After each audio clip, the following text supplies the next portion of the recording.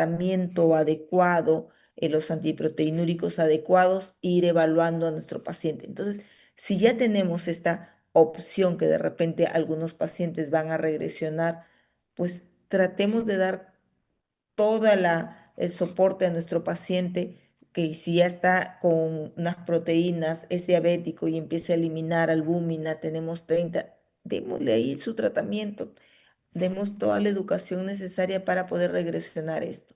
Pero también tenemos un grupo que empieza la diabetes y se lleva al riñón de inmediato.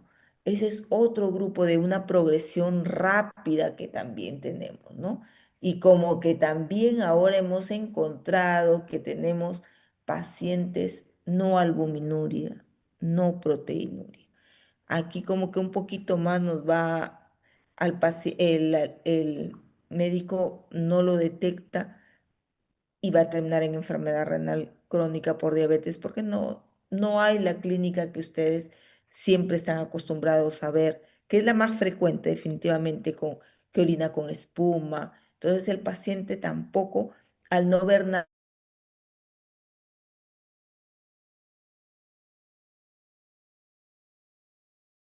necesarios para poder identificar. Y aquí es el cuadro que les decía, ¿no? El fenotipo, miren cómo hay una que es la clásica, ¿no? Que va a ir aumentando hasta ir cayendo. Luego la que tenemos que va a regresionar, una que avanza muy rápido, una evolución súper, súper rápida, miren.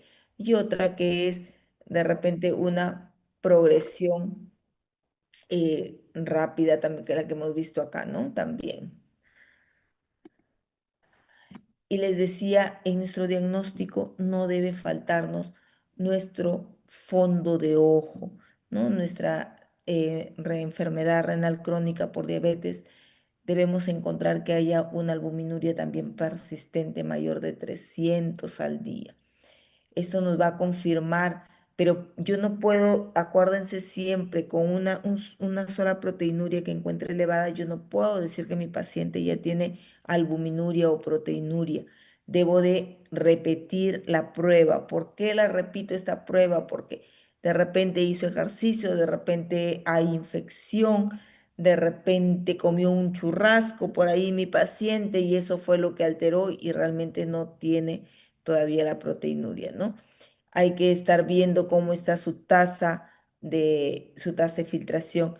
Recuerden que el paciente diabético tiende a hacer hipertensión también, entonces también debo ir viendo cómo va la presión arterial, ir controlando esto y nuestro famoso fondo de ojo para poder pedir ver si es que hay o no una retinopatía. Tenemos ciertos aspectos que hay que evaluarlo en nuestro paciente con enfermedad renal crónica y diabetes. La progresión, lo que les decía, esto progresa más rápido, va a disminuir la función renal más rápido que en el resto de pacientes. Acá vamos a encontrar una disminución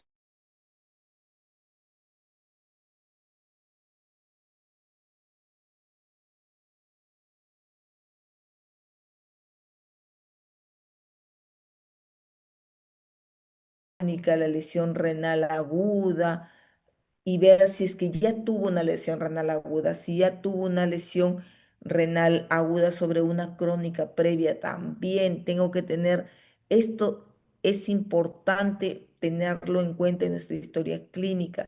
Ver, señor, estuvo hospitalizado, sí, y le dijeron, por ahí se movió su creatinina, de repente le dijeron que dejó de orinar, algo, porque el paciente, ustedes le preguntan, señor, ¿y usted tuvo alguna vez en su hospitalización una enfermedad renal aguda? ¿Qué es eso? A veces no saben. Algunos sí, otros no conocen qué es eso, señor. De repente le dijeron que su creatinina se incrementó estando hospitalizado o su orina empezó a disminuir y con eso más o menos nos vamos a ayudar para poder saber qué es lo que tuvo, ¿no? Y también debemos descartar la existencia de otras nefropatías que sean distintas a la nefropatía diabética, ¿no? Como decíamos, si tiene 2 años y es diabético recién hace 2 años, yo no puedo decir que sea una nefropatía diabética, el paciente tiene otra cosa, porque el paciente también tiene derecho a tener otra glomerulopatía.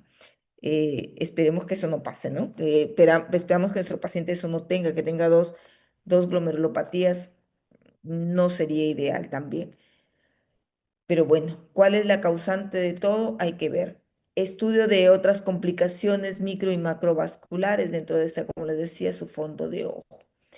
¿Qué razones a mí me van a hacer pensar que esta enfermedad renal no es pasada por la diabetes, que es otra cosa? La duración, ¿no? Si la diabetes tipo 1 tiene recién de duración menor de 5 años, me va a hacer dudar que esta diabetes sea la culpable de la enfermedad renal crónica. Ver cómo va el sedimento urinario, la glucosa, cómo estuvo, si es un paciente que siempre tuvo su glucosa bien controlada, difícil que me haga una enfermedad renal crónica por diabetes, que la diabetes sea la culpable. Entonces, tengo que ir viendo cómo es su disminución de su tasa de filtración glomerular, cómo es, si es que es rápida o no es rápida, cómo se está presentando todo este problema. Entonces, ahí yo tengo que ir pensando, pero también yo tengo que diferenciar. ¿Y cómo la voy a diferenciar? Por ejemplo, si encuentro una proteinuria mayor de 5 gramos, ya pienso en que no es la diabetes la culpable.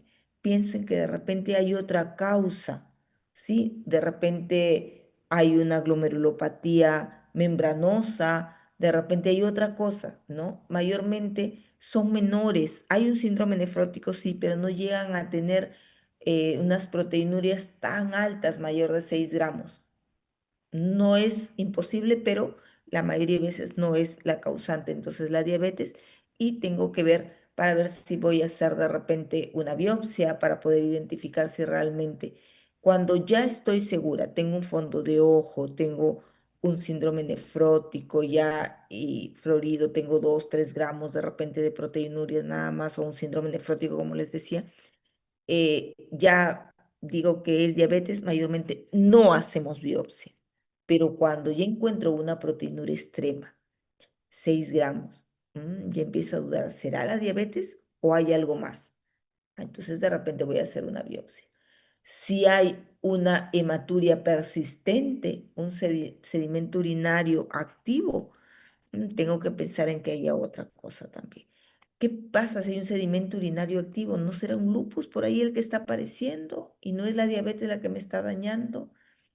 Habíamos dicho también un deterioro rápido de la filtración glomerular, 5 por año, sí, pero si esto es más rápido, hay una rápidamente progresiva, de repente, en poquito tiempo, en meses, se está llevando al riñón. Debo de pensar si es que no hay otra cosa más, ¿no? Acá el deterioro es un poco más rápido, pero hay que hacer una biopsia para poder determinar a través de si se está tratando de la diabetes o no, porque como hemos visto, hay fenotipos, pero es muy poquito que podríamos tener, pero hay que buscar otra cosa.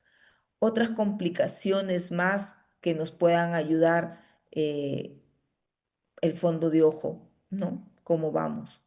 ¿Cómo está? Síntomas ajenos de repente por ahí, ¿no? Una hipertensión refractaria, porque no puedo controlar la presión. Hay que buscar si es que no hay otra cosa más aparte de la diabetes. Entonces, recordemos estos detalles que es importante a la hora de hacer el diagnóstico, que nos preguntan que A1, A2, A3, cómo es nuestra proteinuria. Antes se hablaba de macroalbuminuria y microalbuminuria. Hoy en día mayormente se habla solamente de albuminuria. Ya no se utiliza mucho los términos de macro y microalbuminuria. La creatinina en sangre hay que pedirla a nuestro paciente. Hay que enseñarles a recolectar la orina de 24 horas. Verifiquemos nuestros volúmenes de orina. Señor, ¿usted orina normal? Sí, doctor. Vemos el examen. Por eso es un poco difícil hacer una recolección de 24 horas y costosa, porque a veces les explicamos a los pacientes y a pesar de explicarles cómo hacer la recolección, la hacen mal. Yo lo que les digo a los pacientes es, señora, yo le apuesto que si usted, este examen no es barato, es un examen caro. Al menos en e-salud no les cuesta, ¿no? Entonces les pedimos y el paciente no hizo lo que le indicamos. ¿Y cómo me doy cuenta? De repente por la cantidad de, el volumen de la orina. Veo que el paciente no esté dematizado, lo evalué, no esté dematizado, pero sin embargo me trajo un volumen de 600 de orina. Y veo, y empezamos a preguntarle cómo hizo la recolección, estuvo mal hecha. Recuerden, la recolección de la orina de 24 horas es la primera orina de la mañana, la elimino, no la contabilizo. ¿A qué hora fue la segunda orina de la mañana? 8 de la mañana. Entonces mi recolección inicia 8 de la mañana. Todas las orinas, incluyendo las de la noche, si es que tengo la necesidad de orinar, la recolecto hasta la primera, la orina de la mañana también la recolecto hasta llegar a las 8 de la mañana. Si a las 8 de la mañana tengo mi segunda orina, mi segunda diuresis, recolecto también la orina. ¿Sí? Son 24 horas de recolección. Explicarles al paciente, porque le van a pedir, señora, en la primera orina de la mañana que va a traer, me tiene que traer un frasquito con un poquito de orina. También tenemos que explicarle, ¿y por qué le van a pedir eso?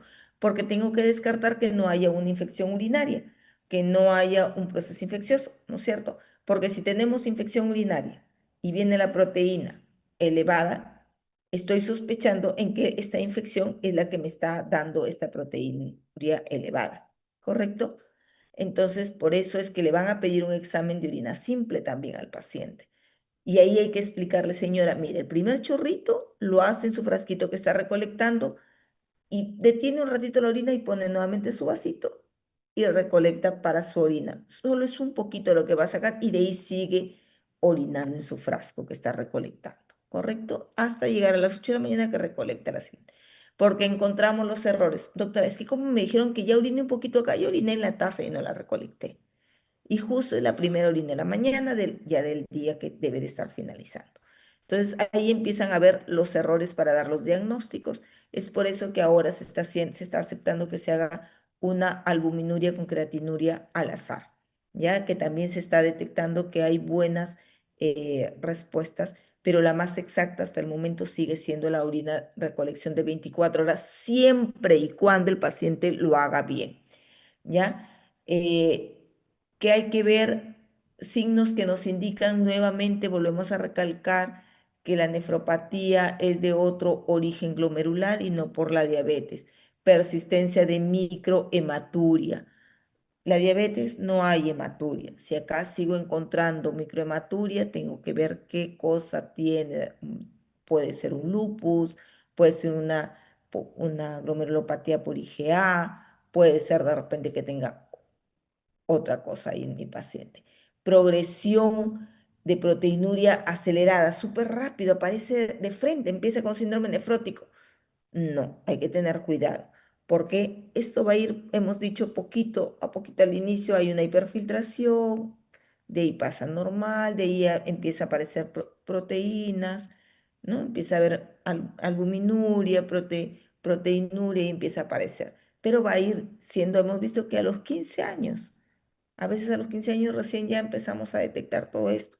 Entonces, como ven, de todas maneras es lenta, ¿no? La aparición de esta sintomatología en mis pacientes. Pero lo que sí es muy rápido, en 5 años se va perdiendo la función renal al año 5 mililitros al año se va perdiendo. No hay que ver si hay de repente alteraciones inmunológicas, cómo está el complemento, hay consumo de complemento, hay ausencia de retinopatía. Había mencionado que hay grupos muy pequeñitos que no tengo retinopatía, pero tengo que hacer complementar todo mi estudio para poder ver si esa ausencia de retinopatía me dice que es otra patología. Ya hago mi fondo de ojo, no hay retinopatía, debo pensar que de repente sea otra el causante. Si no encuentro otro causante, ya recién es el culpable la diabetes. Entonces, si la retinopatía no está presente, por ejemplo, en la diabetes tipo 1 con proteinuria moderada, debo de pensar en que hay otro problema, ¿no? En la ausencia de retinopatía diabética no excluye en la enfermedad diabética tipo 2. ya no es excluyente. Entonces, todos estos detalles tenemos que ir viéndolos conforme va apareciendo. Les mencionaba hace un momento, no a todos los pacientes les hacemos la biopsia renal, no solamente cuando creo que de repente se trate de otra patología. Ahí hago la biopsia renal. Hasta ahora los pacientes diabéticos, que ya tenemos su fondo de ojo, que ya tengo la proteinuria, que todo está, veo que está mal controlada la glucosa, ya no le hago a ellos su biopsia renal. Ya hemos visto anteriormente en quienes sí les vamos a hacer. Lo que me pide es tener unos objetivos para poder controlar, ¿no? Nuestra glucosa. Nos piden que más o menos sea, hay algunas literaturas que nos dicen que lo ideal es que esta hemoglobina glicosilada sea menor de 6,5, algunos entre 6,5 y 8, más o menos debe estar, y 7 ideal, ¿no? El 7 ya es ideal. Un mejor manejo de la presión debe estar entre 120 y 80. Vamos a encontrar pacientes que no está bien controlada esta hipertensión, entonces ya tenemos doble daño. Si la presencia de glicemia me va a dañar al riñón y más la hipertensión, ya tengo doble daño. Si mi paciente es obeso, como el de nuestro caso clínico, otro daño más. Fuma, otro daño más. Entonces, esto va a ir sumando y va a empeorar nuestro problema, ¿no? Nuestra enfermedad renal crónica. En ellos, mayormente ustedes van a escuchar que dicen el LDL debe ser menor de 100. Perfecto. Pero si es un paciente diabético, mi LDL debe ser entre 40 y 50. Eso es lo ideal en mi paciente diabético. Esos son mis objetivos para llegar a encontrar. Y lo que tengo que hacer es que tengan un buen estilo de vida, ¿no? No le doy mucha proteína. Recuerden, la mayoría de gente lo que dice, como pierde proteínas, le compro hay proteínas que venden, ¿sí? Entonces, y les damos a los pacientes. Cuidado, chicos, los que van al gimnasio y consumen las proteínas que les venden para sacar masa muscular, también nos pueden traer problemas renales. Entonces, no hay que excedernos en la cantidad de proteínas que le damos. 0,8 gramos por kilo de peso, estamos bien. También hay que disminuir la sal, ya vamos a ver más adelante. Entonces, es importante para poder en nuestro paciente diabético hacer un tamizaje, buscar la creatinina. Ustedes de repente en su centro de salud no van a tener para hacer proteinuria en orina de 24 horas, ni tampoco para ver la tasa de filtración glomerular, con que ustedes puedan tener la creatinina y la albúmina en orina al azar, excelente, van a poder sacar su relación y van a poder tener ahí, hacer un control. Ayudar a los pacientes siempre a tener cambios en su estilo de vida, hacer sus ejercicios, una dieta saludable, evitar el tabaco, evitar todo lo que es comida procesada, ¿ya? Hay que tratar de evitar.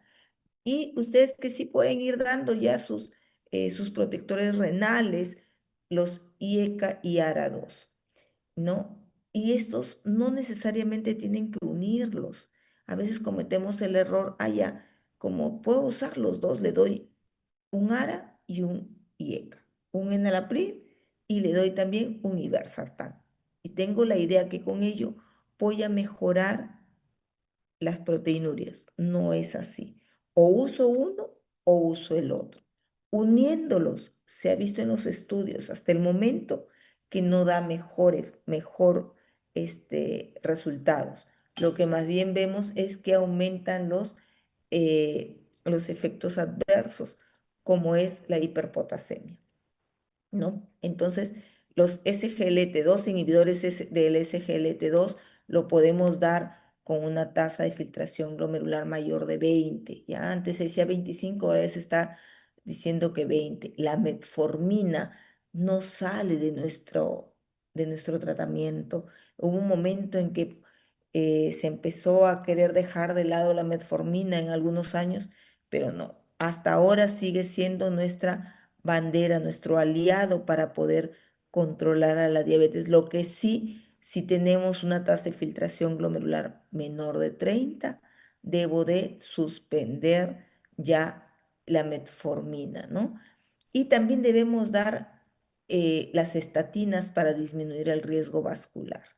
Como hemos visto, a nuestros pacientes diabéticos debemos tenerlo con un LDL entre 40 y 50 para poder disminuir todo lo que es las tasas, los riesgos cardiovasculares. Para poder tratar a un paciente diabético, debemos de tener en cuenta mucho los manejos de laboratorio, un control glicémico, el control de la presión arterial, ver nuestro tratamiento que le vamos a dar, porque esta patología va a progresar, a llevarnos a una enfermedad renal crónica y a llevarnos a problemas cardiovasculares. Evitar el cigarro, ¿ya? Esta es una pirámide que tenemos que la tienen que conocer bien para poder aplicarlas en nuestros pacientes. Es lo que hemos ido hablando poco a poco y ahí está, la van a tener después para que la puedan ver. Y no puedo trabajar solo el médico, solo el nefrólogo, solo el endocrinólogo. Acá es una atención integral. Acá tiene que participar la nutricionista para dar una mejor dieta. Nosotros como médicos vamos a decirle al paciente a la nutricionista cuánto de proteína le va a dar, porque yo al paciente no le puedo decir, señor, usted solamente puede comer 0,8 de proteínas en 24 horas. El paciente va a decir, ¿qué me está hablando esta doctora? No sabe. Señor, usted solamente puede comer 2 gramos de sal al día. El paciente se va a quedar en el aire. Por lo tanto, nosotros le mandamos la indicación a la nutricionista para que la nutricionista le pueda dar una dieta más exacta. Pero nosotros sí tenemos la responsabilidad de decirle, señor, mire, evite el tabaco, evite tal y tal cosa. Sí podemos darle una dieta para que el paciente pueda tener un control óptimo, ¿no? Porque cuando tiene un control subóptimo, va a tener ya su enfermedad renal crónica, ¿no? Entonces, para poder yo tener un buen control en un paciente que ya detecto que tiene factores de riesgo, edad, ya tiene diabetes, ya tiene, el paciente fuma, esto, todo, tengo que hacer una atención coordinada, ¿no? Ustedes, siempre les he dicho, ustedes van a ser los líderes, ya ustedes siempre van a ser líderes. Por lo tanto, ustedes son los que van a comandar, tienen que conocer todo esto para poder enseñar, apoyar cuando vayan al CERUMS. Ustedes van a ser los jefes del centro de salud y tienen que enseñar y trabajar. Y si no lo es, porque hoy en día, ojo, hoy en día ya no es, antes solo los médicos éramos jefes de centros de salud. Ahora ya hay otros profesionales, ya poco a poco están teniendo otro tipo de espacios los otros profesionales, pero ustedes siempre van a ser el líder de poder educar a la enfermera, educar al técnico, a todos, educarlos para que nos ayuden a educar a nuestros pacientes, ¿no? Entonces, esto se va a trabajar de manera coordinada, porque si no, no se va a poder. Recuerden que una buena actividad física, una buena nutrición, la baja de peso nos va a ayudar a evitar que nuestro paciente llegue a diálisis. Recordemos que le podemos dar la metformina a nuestro paciente si es un tratamiento de primera línea, ¿no? Pero puedo llegar a darle hasta antes de que baje su tasa de filtración glomerular menor de 30. El SGLT2 hoy en día es importante, ¿no? Ya es un boom ahorita entre la metformina y el SGLT2 son los dos que nos van a ayudar a controlar las proteínas y la glucosa también. El SGLT2 lo damos como tratamiento para la diabetes, pero también lo damos como un antiproteinúrico, ¿ya? Y hasta el momento se dice que si la tasa de filtración glomerular está en menor de 20, no le doy este medicamento. Pero si el paciente, yo le empiezo a dar el SGLT2 cuando tenía una tasa de filtración glomerular de 60, le doy siempre. Así ya la tasa de filtración disminuya, le sigo dando. Hasta ahora los estudios nos están demostrando eso, que le tengo que seguir dando. Nos dice no suspendas, continúa. ¿Por qué? Porque este medicamento no solamente es un antidiabético, no solamente es un protector del riñón, sino que también es un protector cardíaco. Entonces, si ya tenemos al riñón dañadito, pero nos va a ayudar también a hacer una protección cardiológica, ¿ya? Entonces, seguimos dándole a nuestro paciente. Pero si el paciente ya está cerca de ir a la diálisis y nunca le he dado, no le doy. Ojo, no le doy el inhibidor del SGLT2. Al inicio, cuando yo doy el SGLT2, este medicamento hace que la función renal disminuya. Al disminuir esta función renal, algunos, por mala suerte, le di el SGLT2 a mi paciente y llega el médico general y lo ve, señor, y les dicen, su función renal está empeorando, este medicamento le está haciendo daño, déjelo de tomar. No, chicos, al inicio este medicamento disminuye la función renal, disminuye la tasa de filtración, pero después